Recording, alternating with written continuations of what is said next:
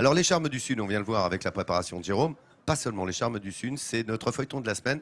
Et en voici le deuxième épisode, Nathalie. Avec un sujet qui, je pense, va changer un peu votre vision des relations intergénérationnelles. Ici, les bébés prennent le bus. En fait, c'est une halte, le bus, hein, voilà, c'est une halte garderie itinérante et les bébés sont gardés dans ce bébé-bus. Mais chaque semaine, ils se rendent dans une maison de retraite. Et ce lien intergénérationnel qui se fait, je peux vous dire qu'il fait vraiment des heureux des deux côtés. C'est un zoom sur une matinée bonheur pour les petits et pour les grands. Au Canet, dans une ville où plus de 30% de la population est retraitée, les échanges entre les générations sont essentiels. Tous les mois, une halte garderie de la ville organise des rencontres entre les tout-petits et les résidents de maisons de retraite. Des moments de partage uniques pour mieux vivre ensemble. Il est 8h30, nous sommes dans une halte garderie au Canet. Tous les jours, une dizaine d'enfants âgés de 3 mois à 3 ans est accueillie par des assistantes maternelles. Cette halte garderie permet à des parents de laisser leurs enfants pour quelques heures. Aujourd'hui, il est prévu d'aller rendre visite à des résidents de maisons de retraite. Un concept qui plaît aux parents et aux enfants. Quand on arrive et qu'elle sait qu'elle va aller à la maison de retraite, elle est toujours enchantée. Je ne sais pas pourquoi, peut-être parce qu'on n'a pas vraiment de famille très proche et de personnes âgées. Donc elle retrouve peut-être la notion de personnes âgées qui lui plaît sûrement. Mon cœur, t'es contente d'aller à la maison de retraite? Oui. C'est l'heure du départ pour les 6 enfants présents ce matin. Direction la maison de retraite qui est située à une 50aine de mètres de la halte garderie.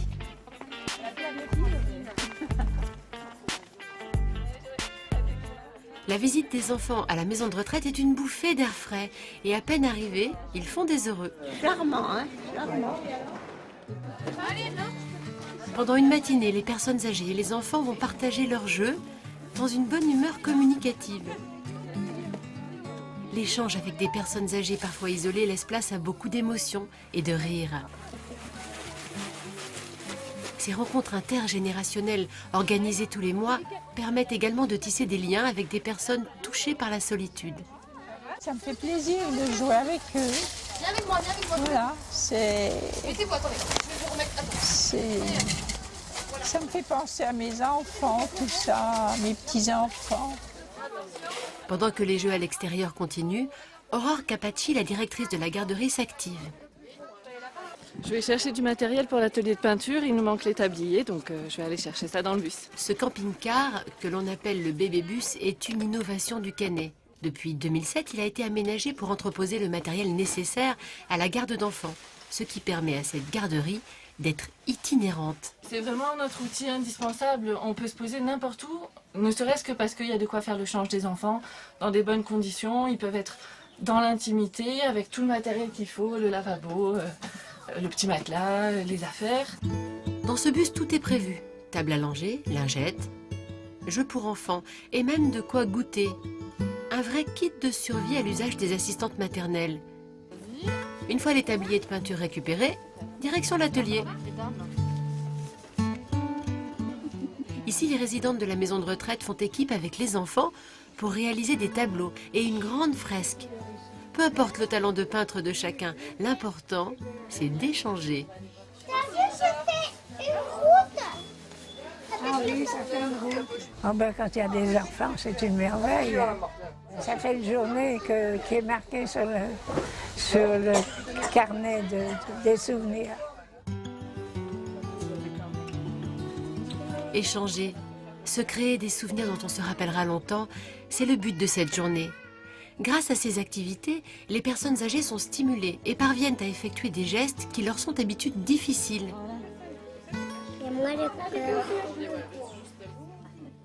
Ils font ensemble.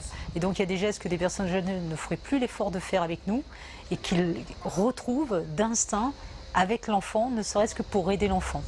Voilà. Dans une activité peinture, c'est pareil. Au début, la personne âgée qui sera réticente et qui va prendre le pinceau, quand elle va voir l'enfant peindre avec la main, va spontanément, en fin de compte, oser salir sa main et, en fin de compte, continuer le geste avec l'enfant. Voilà. Et on retrouve des valeurs et des gestes qu'ils ont perdus. Donc pour nous, voilà, c'est vraiment du bonheur à l'état pur. et des instants qui sont magiques, quoi. Avant de partir, les enfants et quelques résidentes vont nourrir les animaux de la maison de retraite. Une activité dont ces petits n'ont pas l'habitude, mais qui leur apprend aussi à prendre soin des autres. En rentrant à la garderie, la directrice dresse le bilan de cette rencontre. Ça leur apprend à faire attention aux autres, ça leur apprend à les considérer, à savoir qu'il n'y a pas que les enfants auxquels il faut faire attention, les animaux aussi, et les personnes âgées aussi, elles sont fragiles comme eux. Respecter l'autre, en prendre soin et partager avec d'autres générations. Autant d'apprentissage dont ces enfants auront besoin en grandissant. C'est quand même une idée formidable et ces liens intergénérationnels, vous pouvez vous aussi les pratiquer à la maison en jouant avec des jeux un petit peu différents, tout en famille. Donc il y a des jeux qui sont plutôt cérébraux, mais il y a un jeu de quilles, celui-ci, qui a fait vraiment un carton cet été, qui est très simple à jouer et que je vous recommande. On peut jouer des aïeux aux petits et c'est ça aussi le lien familial, c'est de jouer à des choses ensemble. Et puis, alors ça n'a rien à voir, mais je voulais vous parler de grands sportifs parce que ici, au Canet, on est vraiment une terre de champions et Madame le maire, Madame Tabarot, elle sait s'entourer. J'ai avec moi une brochette, alors ils sont 3, de grands champions qui ont chacun marqué leur sport. Dans l'ordre: Alain Fabiani, volleyball, grand joueur de volley, 392 sélections en équipe de France. Il a été champion de France. Il était considéré comme le meilleur passeur du monde à son époque. Voilà, Alain, un beau sourire pour la caméra, regarde. On va lui faire passer les plats tout à l'heure. Tu vas passer les plats. Bruno Bellone. Oh là! Ouais. Bruno Bellone. Le foot attaquant, c'est lui qui a donné le deuxième but pour gagner la victoire championnat d'Europe en 84. Je peux dire que tu as fait rêver des générations, au moins une, de petits garçons. J'en connais un, notre producteur. On t'appelait Lucky Luke. T'étais quelqu'un de très rapide. Toujours rapide? Oui, toujours. On demandera toujours bel homme aussi. Et Christian Lopez. Foot, regarde. Magnifique. Christian Lopez, lui, c'est plutôt le défenseur. 39 sélections en équipe de France, champion de France. Et alors, c'était avec l'AS Saint-Etienne. Tu nous as fait, nous aussi, rêver. Je ne cite pas tous les titres que tu as remportés. Tu joues au golf magnifiquement bien aussi. Et je peux vous dire... Ça énerve. Non, ça t'énerve, toi, parce que tu joues au golf. Là, il y a 3 champions d'exception, J'aimerais vraiment. qu'on salue également Patrick Tambay, qui fait partie de la brochette, qui ne peut pas être avec nous aujourd'hui, qui est un immense champion, un immense pilote, et qui est évidemment un grand pilote de Formule 1, qui a gagné 2 titres, 2 courses de Grand Prix de Formule 1, et qui, lui, est de Cannes, natif. Voilà. Bravo de savoir s'entourer comme ça, Madame Bravo à le maire, l'équipe de s'entourer. Ils sont beaux. Toi aussi, t'es natif de Cannes? T'es cannois? Oui. T'es sûr? Bravo à Madame la maire de s'entourer effectivement de sportifs de haut niveau Voilà, pour développer sa vie. Et là, c'est du très haut niveau.